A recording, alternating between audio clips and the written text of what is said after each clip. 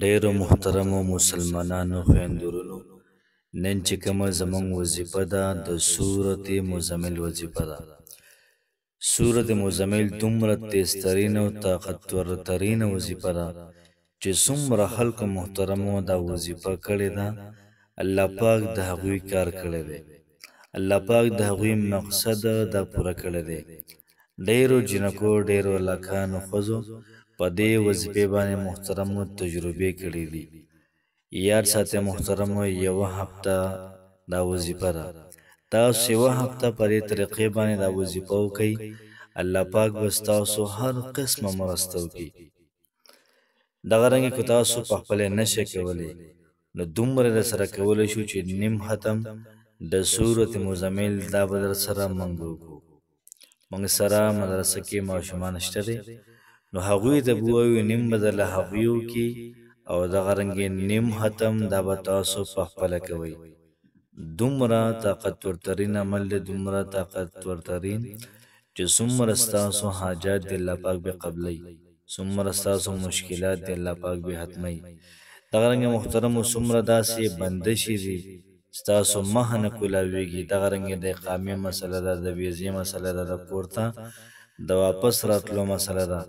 څونه چې مسلې مسایل دي، که مسافرو دلته دي او که چېرته په پاکستان کې یا افغانستان کې یا څونه ممالکو کې نور هلکه زموږ د اواز اوري، که په کوم ملک کې هم چاته څه مسله وي، د سورت مزمل دا ختم دا دې صرف او صرف یو هفته وکړي.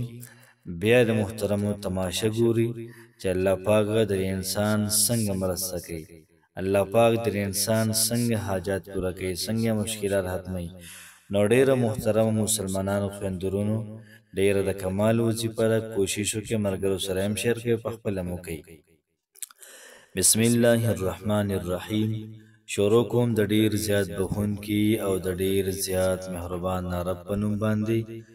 زه ګواهي ورکوم د دې خبرې چې د الله پاک نه علاوه د عبادت لایق بل څوک نشته.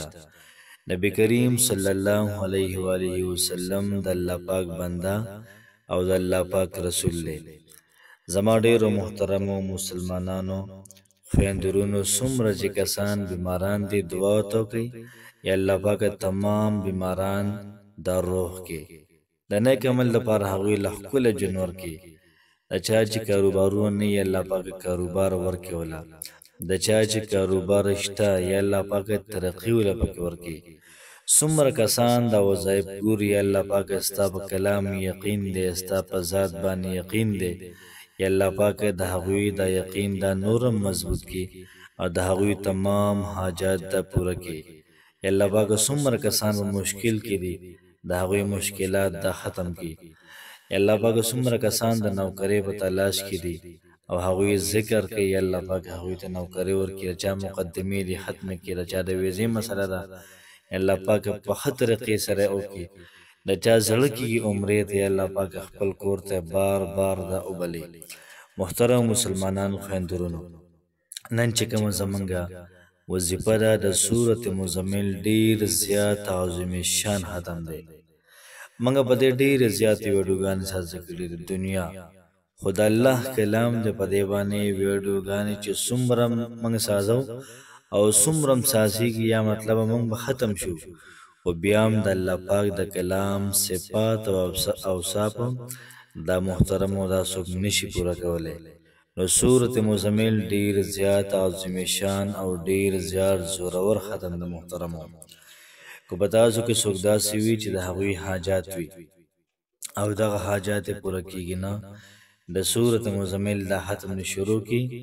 یوه هفته دی چې کله هم تاسو شروع کوئ، خو تاسو به 7 ورځې دا وظیفه لازماً کوئ، الله پاک به حاجت دا پوره کوي. د چا کوم مسله وي، مشکل وي، او د سورت مزمل دا ختم دی شروع کو، الله پاک بوله مسله محترمو دا ختموي. څوک بیمار وي او د سورت مزمل لا ختم شروع کو، الله پاک به محترم بیماری لر کی، الله پاک به بیماری دا اورجي. نو ډیر زیاته پاورفل او ډیر زیاته ناشنا وظیفه ده. څوک داسې وي چې هغوی دعاګانې کوي او دعاګانې قبلیږي نه، نو سورت مزمل دا ختم دی وکړي، الله پاک بوله دعاګانې قبولې کړي. الله پاک محترم ډیر زیات رحم کوونکی دی، ډیر زیات مهربان دی. یا ساته محترم مصاحب یقین غواړي جنید بغدادي رحمت الله علیه په بسم الله الرحمن الرحیم باندې دومره کمان حاصلو او دومره پاور سره د بسم الله د وظیفه هغه دومره ډیره کړې وه چې هغه ته محترم په هر مقام کې، په هر ډګر کې، په هر ځای کې ورته کامیابي ورنصیب کړې وه.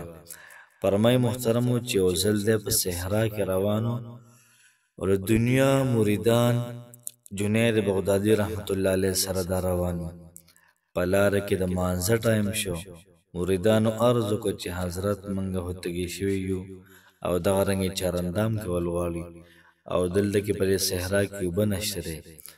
جنید بغدادي رحمت الله علیه 2 رکعته نفل وکړل او د نفل نه بعد بسم الله الرحمن الرحیم ختم یې راونیو. بسم الله شروع کړه، راوینې او ختم. نو تاسو یقین وکړئ په ځمکې لاس کېښودو دغه ځای نه اوبه راوتلې.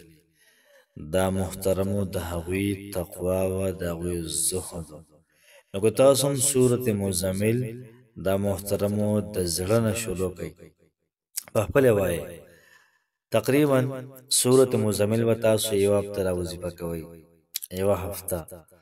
تاسو نن شروع اچوئ نو نن تاسو 80 پیرې ووایئ، سبالم 80 پیرې، بلې ورځم 80 پیرې.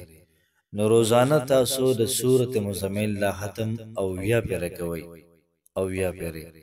نو چې کله هفته برابر شي، هفته، نو هغې نه بعد به تاسو لږ خواږه پاخه کوئ او بار چې کوم ماشومان لوبې کوي مازدیګر کې یا دغه رنګې سهار 8-9 بجې هغوی ته ور وباسئ. هغوی چې وخوري دعا به ورته وکړي، الله پاک به هر قسم مسله ختم کړي. یا دغه رنګې جومات کې قاري صاحب سبق ښیولو ته هغوی ته ووایه چې یاره د صورت مزمل دا موږ له 80 پیرې ووایه ماشومانو باندې. 80 پیرې هغه د صورت مزمل دا ختم ماشومانو باندې وکړي او بیا څه خواږه پاخه کوي، جومات ته ور ولېږئ چې دغه ماشومان یې وخوري او تاسو ته دعاګانې وکړي.